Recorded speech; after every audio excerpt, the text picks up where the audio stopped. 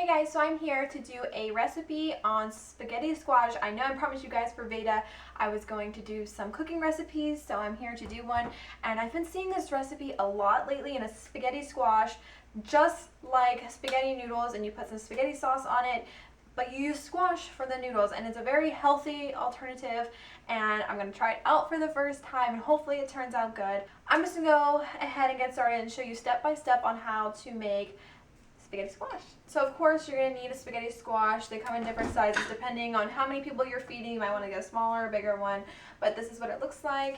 And I have some leftover mushroom pasta sauce. You can use your favorite kind of spaghetti sauce, pasta sauce, whatever you want to use. This was just left over from another dinner, so I'm going to use that. You can use whatever side you want. I think tonight I'm going to make some asparagus and some garlic toast probably. That's probably what our sides are going to be, so I'm just going to go ahead and get started. Okay, so first you're going to want to start your oven to 375, and then I have a pan right here just full of a little bit of water for steam. Whenever you're cooking squash, well, whenever I'm cooking squash, I always add just a little bit of water. So what I'm going to do now is I'm going to poke a whole bunch of holes with my fork, because if you don't take an ice pick or a fork or a knife and poke a whole bunch of holes, then you're going to have an exploded squash. So I'm going to go ahead and poke some holes, and I might have to use a knife for this. Also, be careful when you're handling a knife. I definitely don't want anybody to cut themselves.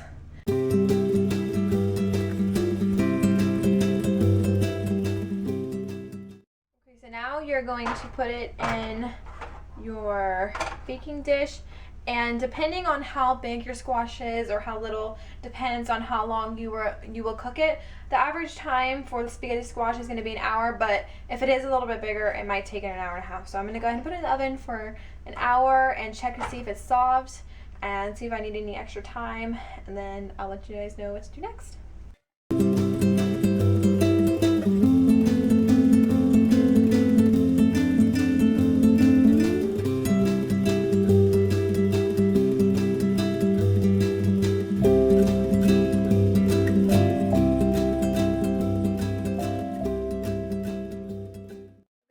My spaghetti sauce warming in a saucepan, and I have my asparagus that I'm about to put in the oven.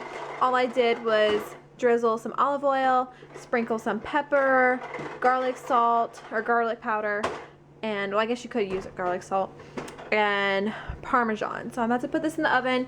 I still have 23 minutes left on the squash, so I'm gonna go ahead and put the asparagus in there because it takes about 20 to 25 minutes for it to cook in the oven. Okay, so my spaghetti squash just went off. It was in there for an hour, and it's really soft. Well, the outside is hard, but when I poked it through, it was really soft. And now I'm gonna go ahead and put the garlic bread in. This one is mine. All I did was take some Asiago bread and drizzle some olive oil and some garlic salt. It's a lot healthier than the regular Texas toast.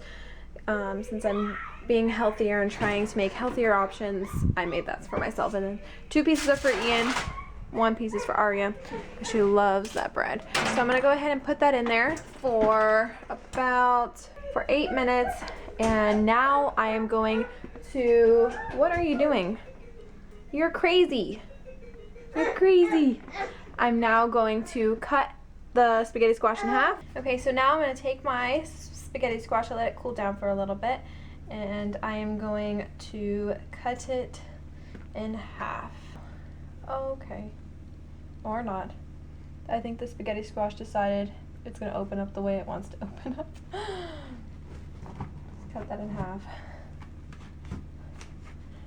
But then you can kind of see. You can kind of see how it's going to be. Okay, so I'm going to go ahead and take the seeds out, because that's what you don't want to keep, and it's really hot, so be careful. I probably should have let it cool down just a little bit more.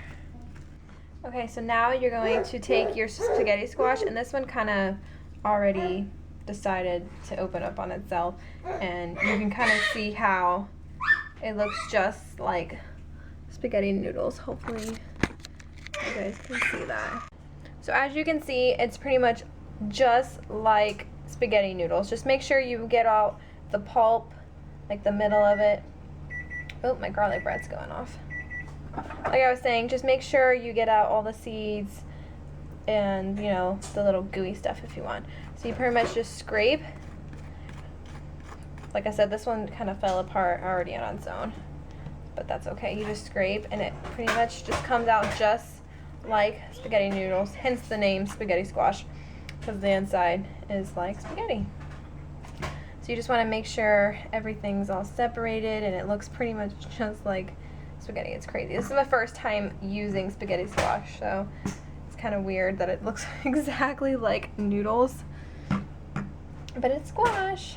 So I'm going, since I got this one done, I'm going to go ahead and finish this one for some more noodles.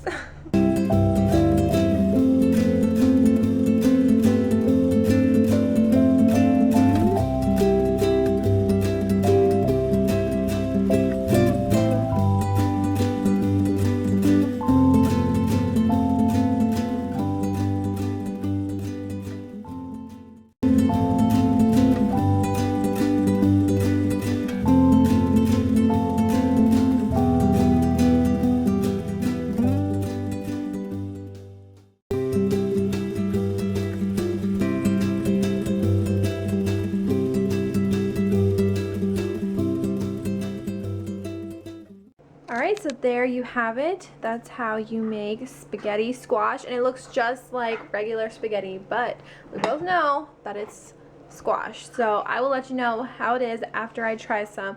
And then this is Ian's plate, my plate, Marie's plate, if you care. I'm actually probably going to add some grapes on there. But it looks delicious, and like I said, I'll let you know how it is. Let's see if Aria likes it. She's eating the bread. Why don't you try some spaghetti? Try the spaghetti. Is it yummy? Hey guys, so I just got done with dinner, and just ignore all the mess, but I just wanted to say that it was really, really good, and it actually didn't even really taste like anything, to be honest, so I couldn't even tell the difference, but it was really good, and plus it's a lot healthier than, you know, regular spaghetti noodles, and I don't know, I liked it. Aria ate some of it, and Ian's not home yet, so I would wish I could get his reaction and everything when he eats. But yeah, it was really, really good. I hope you guys like this recipe and you try it out. Let me know if you try it out. Like I said, this was my first time trying it, and I think I did pretty good. So yeah, I think that's it, and I'll talk to you guys later. Bye.